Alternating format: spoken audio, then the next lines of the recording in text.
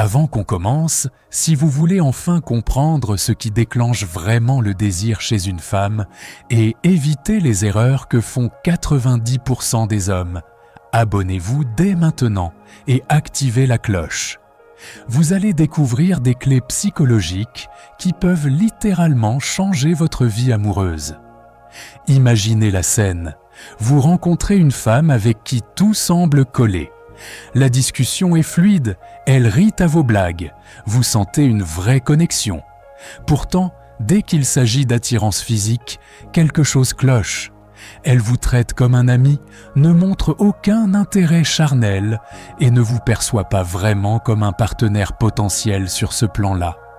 Pendant ce temps, vous voyez d'autres hommes qui, eux, semblent éveiller ce désir sans effort. Alors, que se passe-t-il ? Ce scénario, des millions d'hommes le vivent. La plupart pensent que le fait d'être gentil, respectueux et émotionnellement disponible suffit à créer une attirance sexuelle. Mais la vérité est plus nuancée. Ce qui déclenche un lien émotionnel n'est pas toujours ce qui déclenche le désir physique.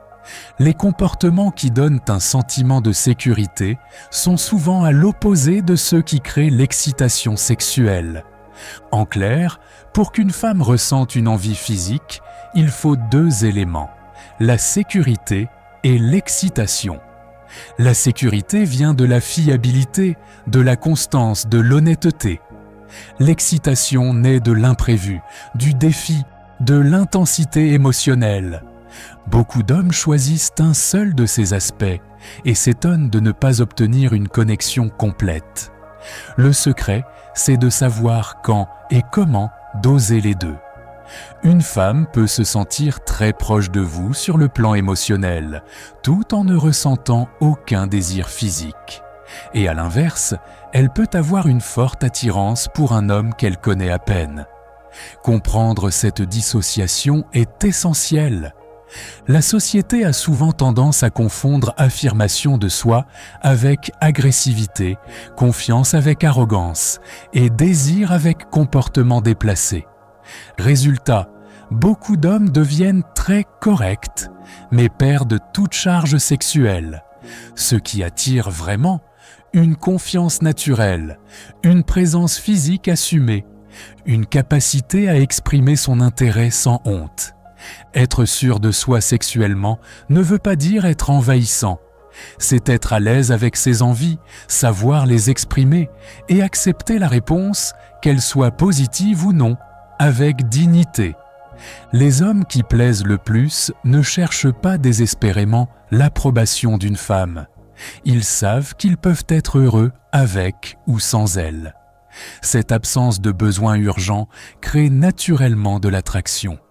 Savoir créer de la tension sexuelle tout en respectant les limites et le consentement est un atout majeur. Cela passe par lire les réactions, avancer progressivement, être clair dans son intérêt, mais jamais oppressant.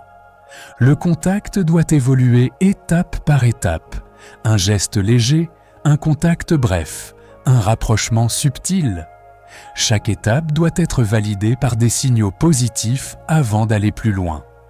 Les signes d'intérêt peuvent inclure rapprochement physique, contact initié par elle, regard soutenu.